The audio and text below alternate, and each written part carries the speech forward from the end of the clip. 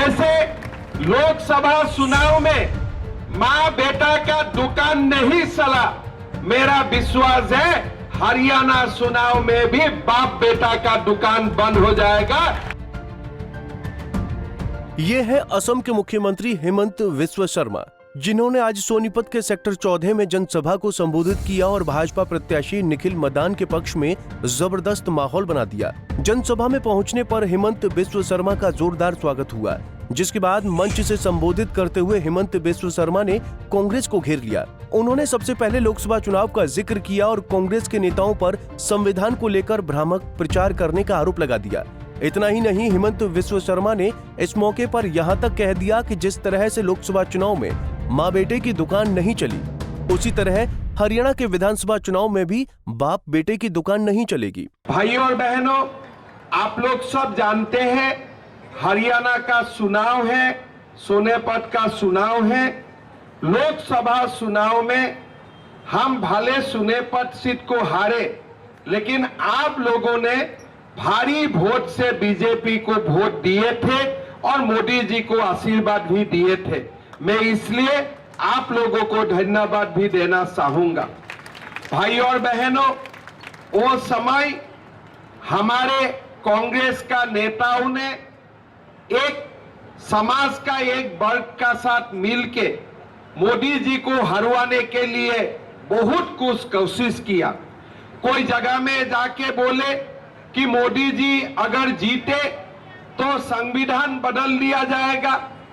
कोई जगह में जाके बोले कि मोदी जी जीतेगा, उनका बाद अग्निवीर का क्या होगा, मोदी जी जीतेगा तो किसानों को अपना हक नहीं मिलेगा।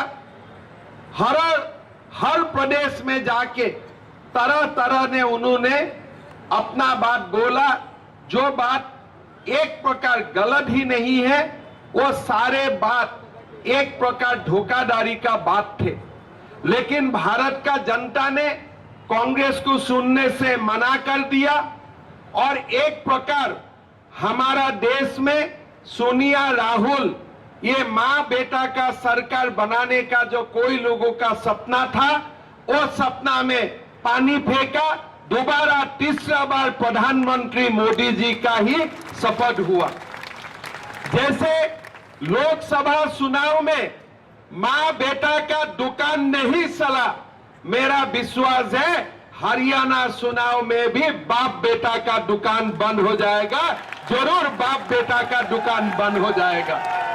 मां बेटा का दुकान नहीं चला और यहां में भी बाप बेटा का दुकान नहीं चलेगा, ये मैं विश्वास का साथ बोल सकता हूं। जनसभा को संबोधित करते हुए हेमंत बिस्वा शर्मा ने भाजपा प्रत्याशी निखिल मदान की जमकर तारीफ की।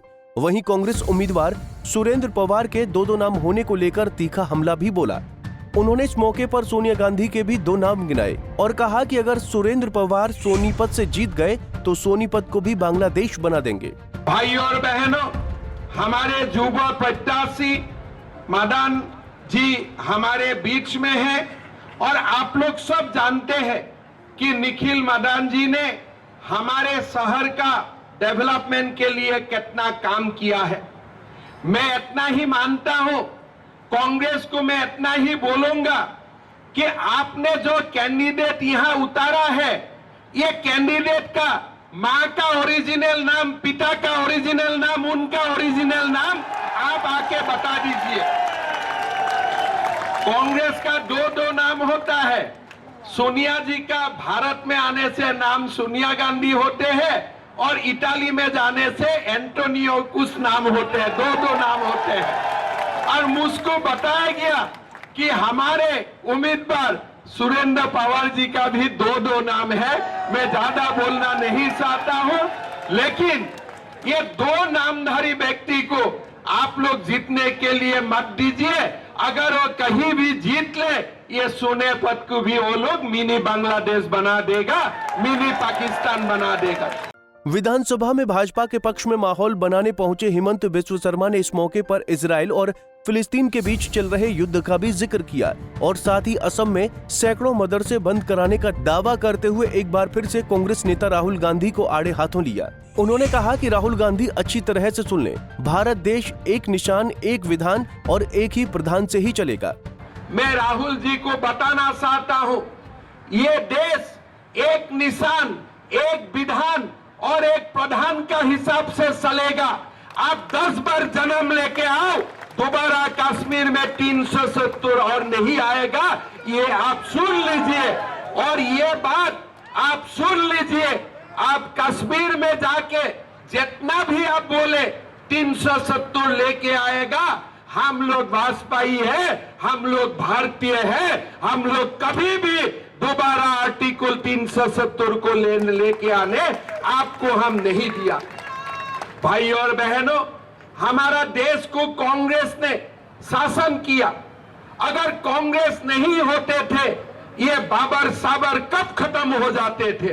लेकिन ये कांग्रेस ने बाबर को पाल के रखा है, अयोध्या में भी वो बाबर को पाल के रखा है और देश का कोने कोने में भी वो ऐसा ही बाबर को पाल के रखा है।